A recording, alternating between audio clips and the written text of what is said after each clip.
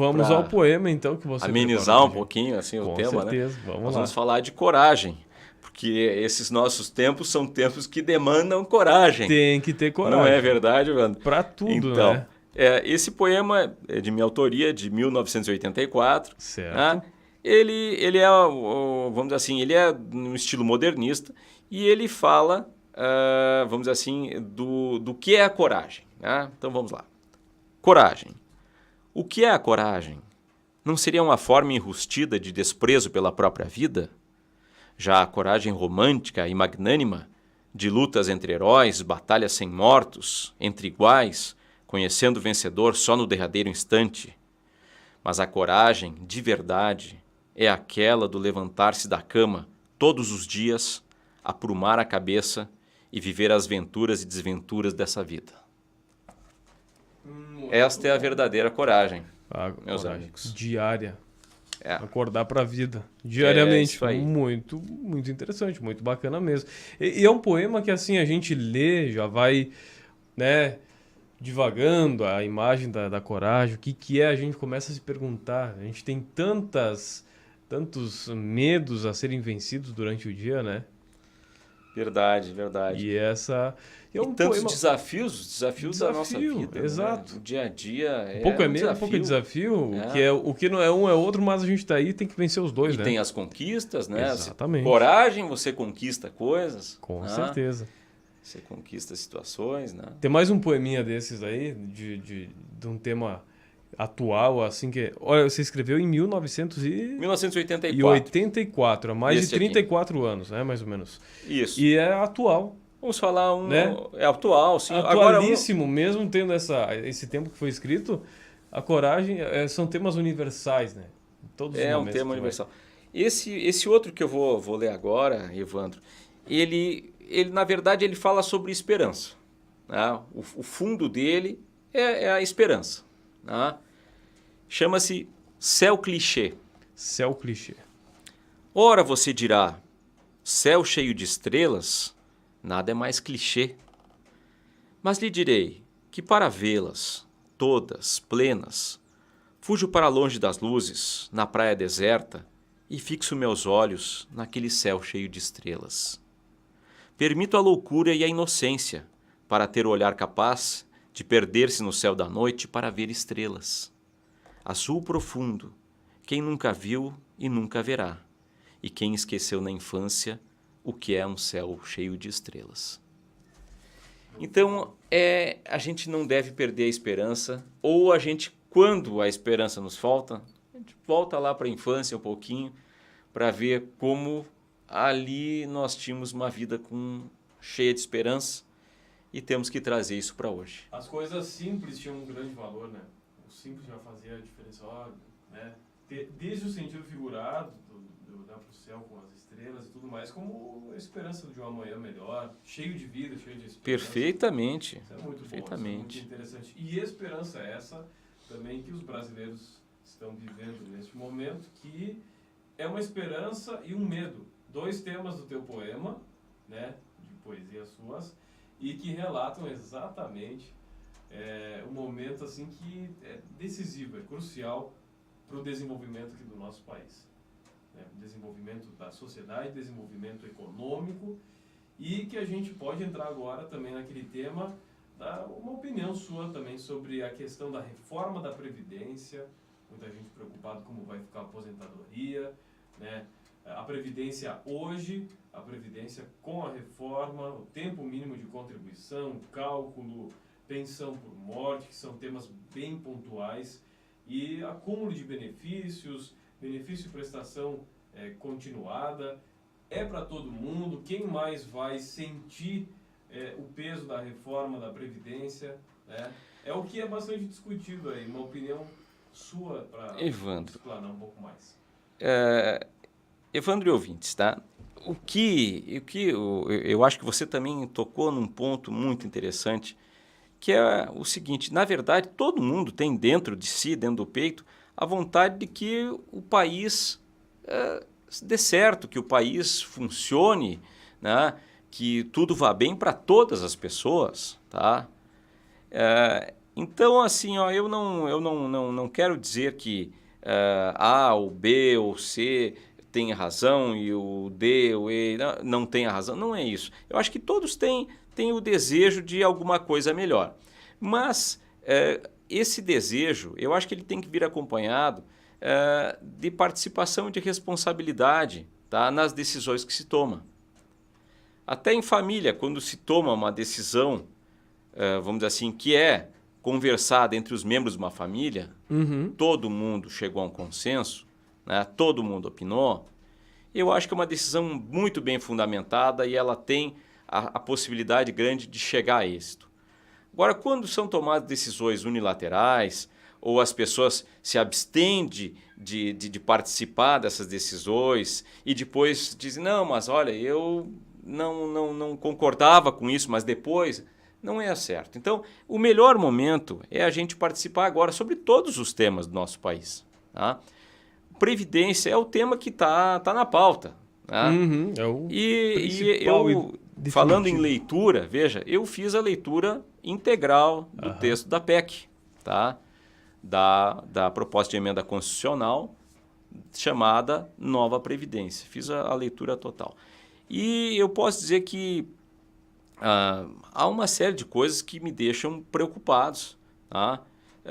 Você até falou algumas delas agora há pouco. Que são as mais pontuais, pessoal. Cita, né? A questão do benefício de prestação continuada, o LOAS, tal, que reduz o seu valor durante uma faixa de idade para só assumir o valor do salário mínimo lá aos 70 anos. E a gente, como até na própria profissão, né, convive. Eu trabalho na Secretaria da Habitação do município, a gente convive com pessoas que têm uma séria dificuldade financeira e nós temos que nos transpor também para essa realidade dessas pessoas. Tá? Nós não podemos enxergar a coisa só do nosso ponto de vista. Né? E ali eu vejo que há um excesso, né? Não se deve ir por esse caminho. Da mesma forma, sobre a questão de aposentadoria por invalidez, ela já parte com um redutor, mesmo tendo sido uma coisa involuntária, né? da pessoa que se tornou inválida, não pode trabalhar, e já um redutor, aí você já sai com 60% só do benefício e tal. Mas são coisas pontuais e há várias coisas pontuais que têm que ser discutidas e o momento é agora. Mas o que mais me preocupa, e preocupa porque eu tenho filhos, tá? A gente também tem pessoas na família que hoje recebem aposentadoria no sistema atual, é a questão capitalização. A capitalização para todos os que ingressarem a partir da tal da PEC. E esse regime de capitalização, ele vai trazer consequências muito sérias. Né? E eu vou citar algumas. E estou colocando isso aí de uma forma assim, muito imparcial. Tá? Uma análise apenas como cidadão e como não sou empresário, não sou banqueiro. Né? Então, o regime de capitalização ele vai fazer com que quem sustentava hoje as aposentadorias, tá? Porque o sistema atual é o chamado repartição, é a geração atual que trabalha sustenta a geração que passou. Tá? Exato. E a geração futura que irá entrar sustentará os benefícios da geração que está agora trabalhando que vai se aposentar. Então, quando você tira essa geração futura que vai sustentar os benefícios de quem vai se aposentar, ou mesmo quem se aposentou há um certo tempo, quem vai custear? Quem vai custear? Isso não está respondido. Isso não está respondido. Não ficou claro assim no Não, curso, não está respondido. E tem também algumas colocações ali na PEC que deixam dúvidas sobre a manutenção desses benefícios. Por exemplo, há a possibilidade de instituição por parte do governo de contribuições extraordinárias aos aposentados. Então, você vai fazendo o cálculo atuarial, cada vez menos gente, porque vai ter esse pessoal da transição agora entre o modelo atual e o da capitalização. Então, no momento que essas pessoas que estão apenas que estão fazendo a transição deixarem envelhecerem, deixarem de contribuir, quem vai pagar a aposentadoria dos que estavam no sistema de repartição e mesmo desses que fizeram a transição? Tá? Por outro lado, a questão da capitalização de uma forma integral, todo mundo tendo que ir para a capitalização, tá? A partir de uma certa data, tá? Deixando de lado, claro, os que estavam já, os antigos do sistema de repartição, fazer essa transição. O que repercute? Repercute de que no regime de capitalização, você, e da forma como está colocado, ou seja, não há contribuição do empresário, do empregador, não há contribuição por parte do governo, não há outras fontes de contribuição que hoje são fontes do sistema atual de repartição. Inclusive hoje, do sistema de repartição, além dessas três que eu falei, que é o próprio empregado, o empregador e o governo federal, existem outras fontes, loterias, existem uma série uma cesta de fontes de recursos. Né? No sistema que está previsto de capitalização, não, é só aquilo que o empregado, né, ou o trabalhador vai poder poupar. Aí a gente faz uma conta rápida, assim, ó. Vamos dizer que fosse o salário mínimo, tá? Pelos 40 anos, né? Que isso aí dá os 480 meses, tá? A R$1.000, vamos colocar a conta redonda, isso dá R$48.000. Quando você pega e distribui depois lá no final, agora eu quero o benefício, né? Esse valor ele é insuficiente para manter um salário mínimo ao longo de uma expectativa de vida da nossa população. Porque aposentou-se aos 65, vamos dizer assim, e foi até uma expectativa de vida média da população, 76, só para falar em números grosseiros. Sim, claro. Uma média, assim, exato. por cima, assim. Nós teríamos o quê? Os 48 mil conseguem sustentar um salário mínimo, tá? Ao longo de 5 anos, com a remuneração e tal. É isso. E o resto? Quer dizer, então significa o quê? É o que acontece no Chile. Tá? E nós não podemos negar a experiência dos nossos países aqui, vizinhos. Né? O que aconteceu no Chile, Evandro e ouvintes? Contribuíram desta forma, exatamente nessa formatação. E os aposentados de lá, 80% deles, não ganham o equivalente ao salário mínimo, ganham menos do que o salário mínimo. Tá? Que é um dos destaques aqui do benefício de prestação continuada, né? Não, o que eu estou falando aí não é o BPC. O que eu estou falando o benefício mesmo. Do benefício tá? De mesmo quem se aposentou por tempo de serviço, mas a idade e tal, vai ficar com um salário inferior ao salário mínimo. É isso que vai acontecer, não tem como, porque não tem a fonte para sustentar. Essa conta não fecha, tá? E eu acho que essas são questões que têm que ser aprofundadas, então, que o governo, o Congresso, tem que aprofundar, tem que esclarecer. Né?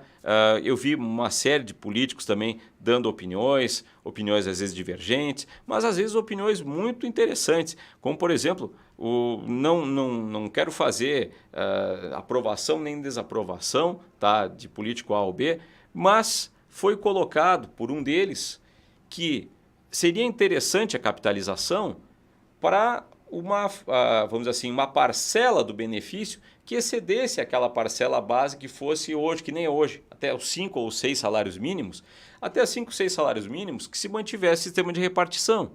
Dali para frente, aí é tranquilo, aí você quer mais, então vamos para um sistema de capitalização. Agora nós teríamos a base preservada, não teria esse problema de fazer uma quebra, uma ruptura de um sistema para um outro, tá?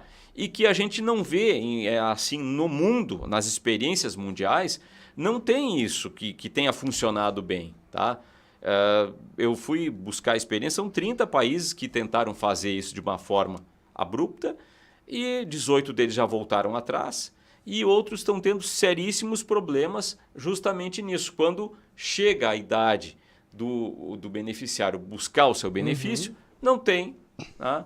Então, eu acho que essa questão tem que ser melhor discutida. Certo. Essa questão a ser discutida e ela vai ser aprovada, segundo especialistas, empresários e muita gente comentando, ela vai sair de qualquer jeito. Só Mas que perfeito, o qualquer mas- jeito é mas- o que assusta. mas- não, pode não, ser não. qualquer Eu jeito. acho que assim, ó, que uma reforma da Previdência deve ser feita. Sim. Agora, a reforma da Previdência não pode ser feita de qualquer jeito. Ela Exato. tem que ser feita corretamente, tá? Dentro de parâmetros sustentáveis, dentro de parâmetros corretos e que não vão fazer com que parcelas da população tenham como fosse uma expropriação dos valores a que teriam direito. Isso não pode, tá? Aqui são algumas questões bem pontuais que a gente pegou. A idade mínima hoje não tem idade mínima, a regra é o tempo de contribuição mais a idade, que dá 86 anos para as mulheres. 86, 96. Isso, É, 91, 85, 95 já passou É. para 86, 96. Exato. Tempo mínimo de contribuição de 15 anos, né? 20 anos se tiver de 65 ou 62 com a reforma. E uma das questões que me chamou a atenção também, que é sobre esse benefício da prestação continuada. Isso aí eu percebi que deu uma mudança bem significativa. Que até confunde com essa outra questão aí. A que fixação foi apresentada. dos R$ 400, inclusive você veja, ó, Exatamente. fixado em lei, não é um valor que é corrigível ali no próprio texto da lei, atualizável por um índice. Não, é R$ 400 fixos. Tá? Então isso aí, inclusive com o passar do tempo, fica, eu diria o seguinte, ó, não é nem meio salário mínimo. Né? Eu acho que é uma coisa irreal. Né? Não podemos fazer. Me parece que isso você leva as pessoas para o ambiente da miserabilidade. Não é por aí. Dentro de uma sociedade que a gente quer o bem-estar para todos, né? Não me parece que seja o caminho mais indicado. Exatamente. Uma vez que um salário mínimo, a gente sabe hoje em dia, não dá para viver com um salário. Pois é. E 400 você imagine reais. R$ 400. E uma pessoa de uma certa idade que já não tem mais como produzir, né? E aí tem um gasto com Fora. remédios, porque geralmente a pessoa de idade ela fica doente. Ou Ela é tem plano de problemas de saúde. É, exato. Ou é um plano de saúde, ou é uma medicação. E 1 ou 2 remédios aí, 400 pila já foi. Pois é. Depende, né? Então eu acho assim, ó, a reforma da Previdência ela tem que manter o seu caráter de humano. Tá? Nós não podemos perder a humanidade, não é isso. Porque senão nós estamos fazendo o quê? Nós estamos vendo um lado egoísta da pessoa humana, não é isso. Tá? Não é isso, eu me recuso a ver dessa forma. Ser mais tá? humanizado. Eu então, acho essa que tem que reforma ali, né? ter a questão humana preservada na reforma da Previdência. Eu acho que essa é a maior crítica que eu faço, tá? Mas é uma crítica construtiva porque Com pode certeza. ser construída. Eu acho que dá para adaptar, dá para fazer. Né? A própria questão da capitalização eu não sou radicalmente contra, eu sou contrário a de que ela seja simplesmente, a partir de uma ruptura, passe a ser o único método. Não, eu acho que dá para fazer até um certo valor para manter o sistema atual e perdurar esse sistema atual e garantir essa cama mínima, vamos dizer assim, de seguridade para todos os estratos da população. E dali para cima, a partir dos 5 ou 6 salários mínimos, sim, vamos para a capitalização, perfeito, não tem problema nenhum. Até eu vou pegar um gancho aqui que a gente falou dessa questão dos R$ 400. Tem uma matéria da UOL, né, UOL Economia, que foi lançada hoje e diz o seguinte: em março, o valor do salário mínimo médio para sustentar uma família de 4 pessoas deveria ter sido de R$ 4.277,04. Esse valor é 4,29 vezes o salário mínimo que está em vigor, né, desde o ano passado, que é do mês passado, aliás, que é de 998. Então, é 4,29 vezes a mais a necessidade para uma família até de 4 pessoas. Perfeito. Então, é aquela coisa que a gente sempre diz, 5 mil por mês estaria bom. Né? Vai além, uma família de 4 pessoas. Além do que é o seguinte, para fazer uma reforma que ela seja equânime para todos, tá? Eu acho que cada um tem que contribuir de acordo com a sua capacidade. Eu gosto muito daquela parábola lá onde acontece um incêndio e vem o passarinho voando e larga uma gotinha d'água. Uhum. E aí o elefante pergunta para ele, mas você não está vendo que não uma tá gotinha não nada, vai isso ajudar. não é nada. Tal. Se eu estou fazendo a minha parte, dentro da minha capacidade. Exato. Então, quem está lá na base da pirâmide, tá, com salários muito pequenos, tal, não pode contribuir como quem está no topo da pirâmide. Então, agora, o que eu vejo é assim, ó, entre todas as categorias, tá? Tem que haver uma equidade. Então, eu tenho também, sem faltar ao respeito, mas preciso dizer que a gente não percebe essa equidade, tanto é que foi lançado em separado a reforma de previdência dos militares. Tá? Então, há uma desproporção ali nessas questões. Eu acho que os militares merecem muito, eles têm toda uma carreira diferenciada, tal, mas eu acho que não dá para exigir. Se for querer introduzir um BPC a R$400, então a reforma dos militares também não está correta. Eu acho que nós temos que chegar a um ponto de equilíbrio, meio termo nisso aí. Eu acho que é por isso que é importante, né, Evandro, esses canais, como você abre aqui para nós a Nova Mania, para que as pessoas se manifestem. Eu acho que quanto mais cabeças, mais sentenças forem colocadas e analisadas, melhor será o aspecto final, o texto final da reforma que vai sair. Que fica bom para todo mundo, né? Exato. Para todas as camadas, todas as classes. Que afinal de contas a gente está falando de um período, na minha opinião, ao meu ver, é um período assim bem especial da vida de uma pessoa. É o período que ela já trabalhou, o período que tinha que trabalhar, já está com uma certa idade. Então ela tem que, pelo menos, tentar desfrutar ou ficar com uma certa estabilidade. Saber que, olha, já não vai mais poder produzir, mas tá aí, tá com a sua rendazinha garantida, vida, uma condição decente de vida, que a pessoa possa ir aí no seu bailinho de fim de semana, possa ir no almoço, tá com a família, receber os netinhos, não ser aquela condição que nem você disse, uma condição praticamente miserável, assim, né? É a geração que nos sustentou, que nos levou à frente, e nós não podemos virar as costas, né? Exatamente. Mas veja só, quero fazer uma observação também. Como a democracia é uma coisa importante, é interessante, porque ela é baseada na questão da partição dos poderes, tal. E geralmente o legislativo, tá, no caso representado pelo Congresso, ele recebe muitas críticas, né? Mas veja só, Evandro, como ele vai ter um papel fundamental para fazer esses ajustes, tá, que nós estamos aguardando como população. Ele vai ser feito no Legislativo, no Congresso Nacional. Tá? O Congresso tem essa responsabilidade de fazer esses ajustes e o governo federal, o Executivo, também tem a responsabilidade de respeitar os ajustes que o Congresso vier a fazer. Por isso eu digo, olha, é muito interessante, a gente não deve simplesmente tecer a crítica, mas tem que tecer o elogio no momento que tem que tecer. E no caso o Congresso, ele vai ser o fiel da balança entre população e o projeto esse do governo, que foi um projeto que ele visou um número, tá? Eu vejo muito bem o Paulo Guedes assim, não, nós temos que atingir R$1 trilhão de reais. Mas não é um número, entre o número e a pessoa nós vamos ter que achar um ponto de equilíbrio. E eu acho que o Congresso vai achar esse ponto de equilíbrio para nós. Tomara que sim, estamos torcendo para isso, que está sendo bastante debatido. E muito importante a visão também, que para engrandecer. Esse nosso tema, essa nossa live, vai ficar no Facebook e também a gente sobe ela na íntegra, né, com os temas já no nosso canal do YouTube, para que as pessoas possam assistir cada vez mais e também compartilhar. Né? Para quem não tem Facebook, vai para o YouTube. Quem não tem aí o acesso ao YouTube, é mais prático aqui no Facebook da rádio, já vai ter desde o assunto. Evandro, e fazendo aquela chamada para que as pessoas tenham o pensamento crítico. Tenham esse pensamento crítico construtivo. Exatamente. Né? Que é aquele pensamento que você consegue ele a partir da leitura, a partir da informação correta nos meios de comunicação, que são corretos. Né? É importante isso aí, sempre importante citar. Certamente. E isso aí, olha só como passa voando praticamente uma hora, a gente conversando, né? Que é um prazer muito grande a gente estar aqui.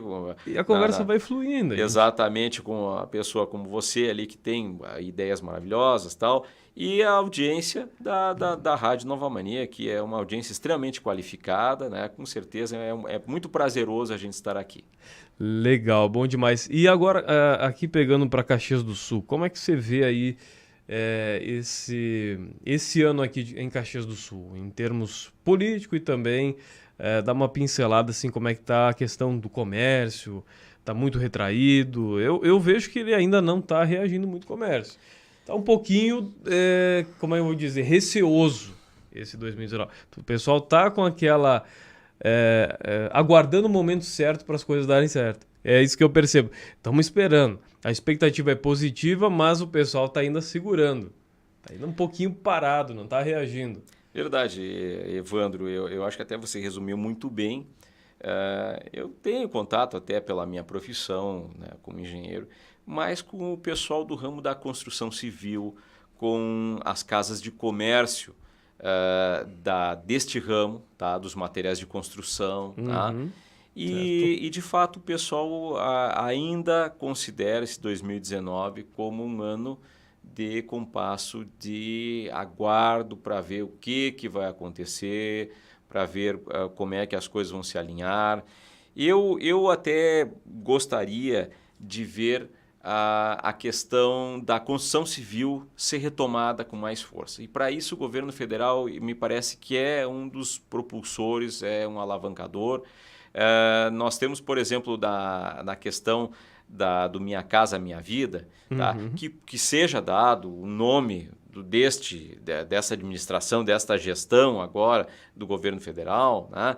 No caso da administração aqui de Caxias do Sul, existe o programa Caxias Minha Casa, que acompanha isso também e dá incentivos, né? Mas careceríamos que fosse reativado o tal do faixa 1, que o faixa 1 é para aquela faixa mais baixa de renda, com um subsídio praticamente integral, né?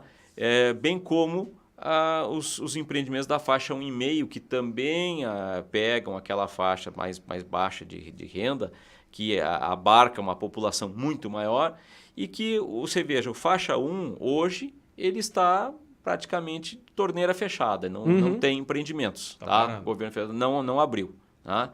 Então, eu acho que há essa expectativa. No momento que abre isso, você sabe que a construção civil é um ramo que ela emprega a mão de obra que não precisa ter toda aquela formação, tá? Você tem uma mão de obra qualificada, mas não necessita de pessoas que passaram tantos e tantos anos em formação, tá?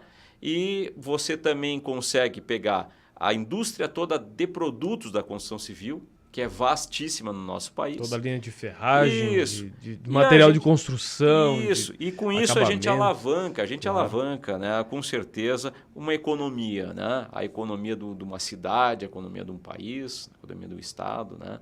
Eu aposto muito nessa questão da construção civil, né? Que seja ali um dos motores para retomar o desenvolvimento novamente. E um dos assuntos, para a gente ir finalizando, que está mexendo com o povo aqui de Caxias do Sul, tá? Uma expectativa legal, uma expectativa até grande, que é a grande loja Avan, que vai ser inaugurada em breve. Está chegando aí o símbolo máximo, que é a Estátua da Liberdade. O pessoal está esperando chegar a estátua. A fachada está muito bonita. É uma loja que prega um comércio, uma estrutura grande, muitos empregos, venda, vamos mexer com a economia. Como é que você vê essa inauguração? Claro, é legal, vai trazer uma novidade. Eu acho assim, toda novidade é bem-vinda, até porque na vida da gente a gente gosta das novidades, certo, né? Seja um filme novo, seja, no caso, é uma loja nova. Mas posso te dizer que é bem badaladas, que está chegando badalada, com tudo. Sim. Mas posso te dizer que eu acredito que a soma do comércio tradicional, do pequeno comércio, tal, ele é muito mais representativo, mas muito mais representativo do que uma grande loja, uma grande rede. Não, tá? Virando as costas, não esquecendo para o pequeno comerciante, porque vai vir uma loja... Não esquecendo nem de um, nem de outro. Mas nos parece que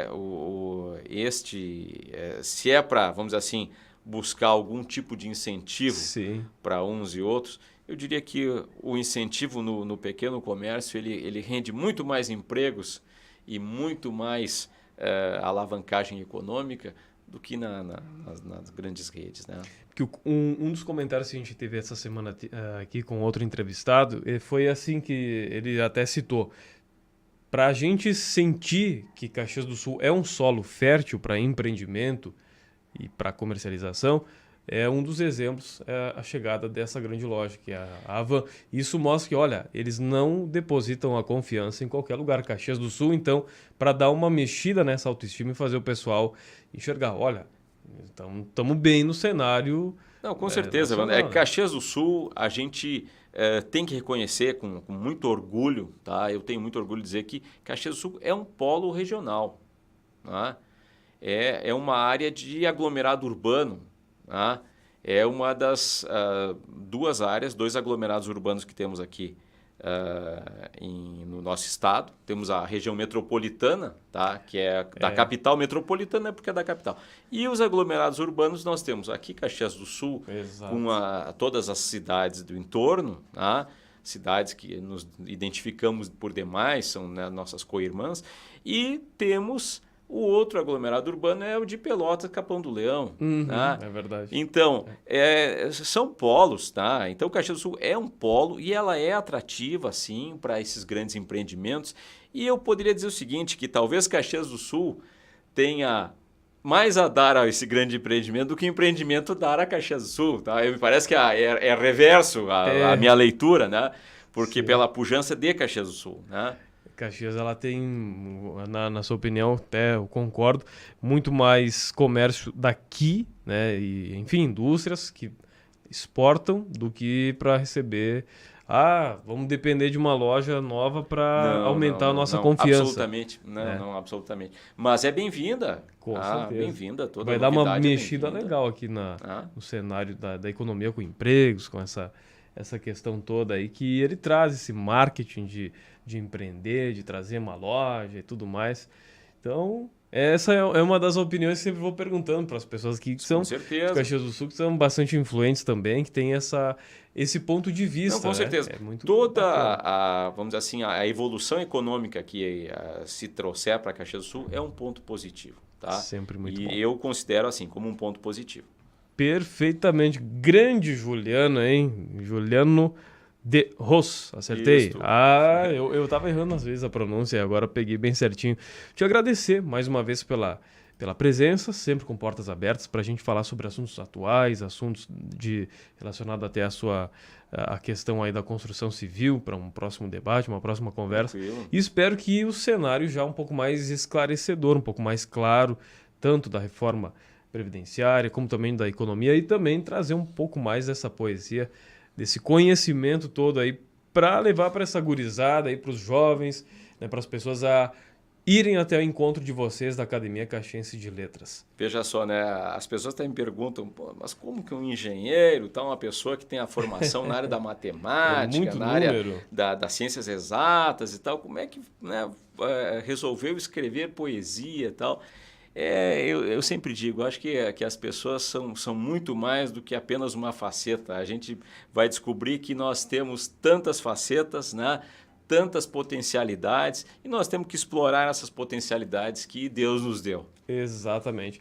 E você desempenha muito bem, eu creio, essas duas atividades, tanto a do lado dos números, das exatas, e também do lado poético. Isso é muito bom. É versatilidade, né? Mas olha, é um prazer muito grande, então, Evandro, a gente ter estado aqui contigo e com os ouvintes da Rádio Nova Mania. Tá? Pode nos convidar assim, a todos os momentos, quando houver a necessidade. Nós estaremos sempre presentes aqui para honrar a seleta, né, audição da Rádio Nova Mania. Certo. Um grande abraço e até a próxima. Até a